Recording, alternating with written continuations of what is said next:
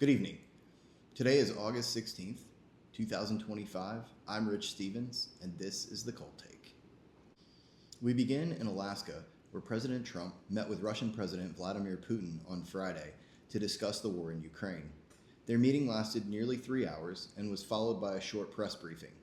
Both presidents said the meeting was productive, but Trump cautioned, quote, "There's no deal until there's a deal." Early this morning, Trump posted to Truth Social that he will meet with Ukrainian President Zelensky on Monday in the Oval Office to continue negotiations. Monday, Trump held a press conference to announce the invocation of the D.C. Home Rule Act, placing the Metro Police Department under federal control. National Guard troops were deployed to D.C. Tuesday to assist with police operations. Federal officials say that 75 homeless camps have been removed, and Attorney General Pam Bondi said Friday that 189 arrests have been made this week, including 39 related to firearms.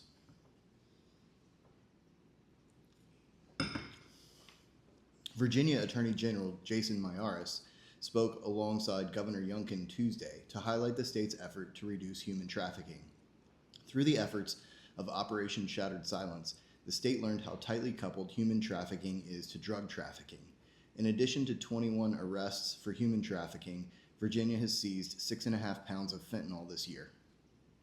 Texas Governor Greg Abbott called a second special session of the State House Friday to vote on 19 items, including one that redraws congressional district lines. House Democrats have been out of state for 2 weeks now, denying a quorum and delaying the vote. Representatives from Texas have traveled to New York, Illinois, and California, garnering support from Democrats in those states. California Governor Gavin Newsom spoke Friday to announce that his state will add a ballot measure to attempt to offset the Texas changes. The text of this measure is not yet available.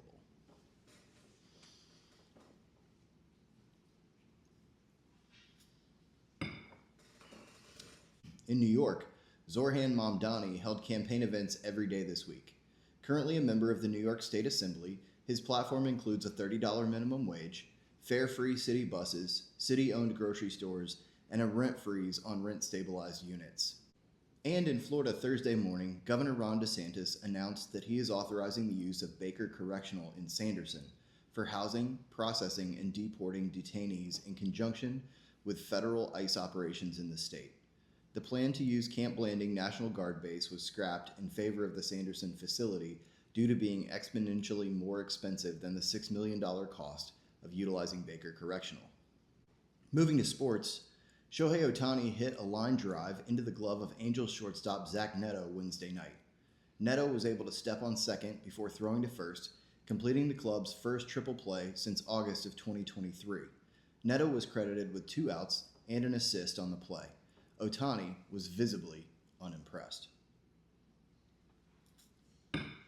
Ohtani's Dodgers led the NL West by 9 games on July 3rd, but have since gone 12-21. They began a 3-game set with their division rival Padres last night in a game they won 2-3. The two teams are now tied with a record of 69 and 53. Dallas Cowboys owner Jerry Jones spoke Wednesday about his cancer diagnosis and treatment, saying, quote, "Millions of people are dealing with setbacks every day, so you've got to keep that in mind all the way through."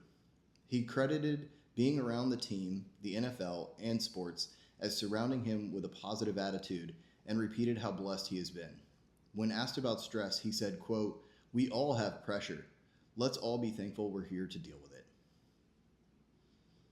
In financial news, Tuesday, the U.S. Attorney's Office announced that Do Kwon, former CEO and co-founder of Terraform Labs, had pled guilty to 1 count of conspiring to commit fraud, securities fraud, and wire fraud.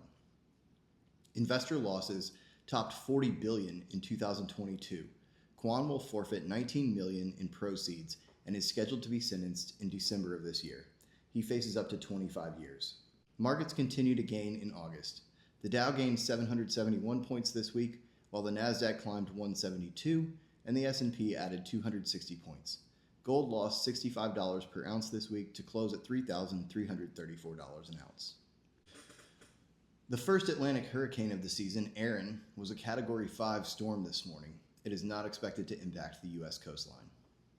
The 48th Kennedy Center honorees were announced on Wednesday and include country singer George Strait, Sylvester Stallone, and the rock band Kiss. Broadway actor Michael Crawford, famous for his portrayal of Phantom of the Opera in the 1980s, is being honored, as well as American disco singer Gloria Gaynor, who is best known for the hit I Will Survive. And finally tonight, we mourn the passing of a most unlikely survivor of the modern world, AOL dial-up internet. For some, this will come as news not because of its demise, but because you're learning it was still alive at all. AOL announced this week that after nearly 35 years, it will shut down dial-up on September 30th of this year. Like it or not, that's what happened. This has been The Cold Take. I'm Rich Stevens. Good night.